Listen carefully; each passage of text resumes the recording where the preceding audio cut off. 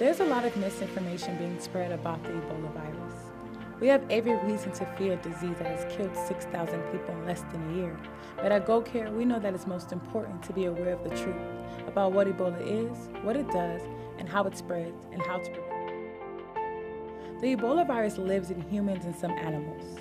It was discovered almost 40 years ago near the Ebola River in Central Africa and was mistaken at first for malaria, but healthcare workers quickly realized this was a new disease. When a human contracts the virus, they may not feel symptoms for several days, sometimes as long as 3 weeks. Early signs like fever, headache, fatigue, weakness, and stomach pain are common to many viruses, including the flu.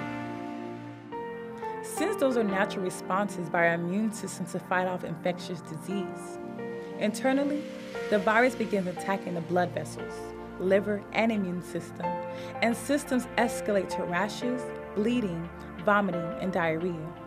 It multiplies to fill every bodily fluid: blood, sweat, saliva, urine, even tears. About half of the people who contract Ebola will develop antibodies. Through medical support such as IV hydration and boosting their immune system, they will survive and recover. The other half of Ebola patients will succumb to the disease. Their immune system will be overwhelmed and result in death. The Ebola virus continues to live in dead bodies of its victims. The people at greatest risk of contracting Ebola are the families and medical caregivers of patients battling the disease and those who dispose of the bodies of the deceased. Education and personal protective equipment are vital to stemming this disease. By providing training and resources to doctors, nurses, medical volunteers, and caregivers, we can put a stop to Ebola. We can put an end to this terrible outbreak. By quick response to the medical need, we can increase the chances of survival of affected patients. GoCare has over 100 medical volunteers ready to join us, and more are being screened every day. They trust us to provide strict training to safeguard against contracting virus while serving high-risk communities.